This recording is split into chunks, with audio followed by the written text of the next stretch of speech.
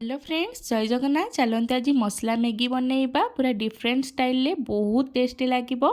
प्रथमे कौन भी गोटे पैन नहीं जिबे, से अल्प टिके तेल गरम करदे। तापर से जीरा देदबा। जीरा फुटी आसिले कटा होइतिबा पूरा पियाज देदबा। ताको एपट सेपट कर टिके फ्राई करनबा। तापर से पूरा छोट छोट कटा होइतिबा कैप्सिकम देदबा। ताको भी भल भाव टिके मिसई नबा। एबे पूरा ग्रेटेड गाजर देदबा। ताको एपट सेपट कर भल भाव मिक्स कर नबा। एबे स्वाद अनुसार लुण, गोटे चमच लंका गुंड, गोटे चमच हल्दी गुंड, टिके धनिया पाउडर आ गोटे पूरा मैगी मसाला ताको भल भाव मिक्स कर दबा। तापर से किसी टमाटो ऐड कर दबा। एपट सेपट कर भल भाव फ्राई कर नबा। एबे मैगी को ऐड कर नबा।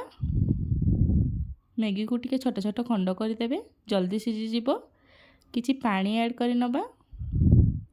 एपट सेपट कर भल भाव गले नबा। तापर मैगी रो मसला जो देई थाए सेटा को पकई नबा।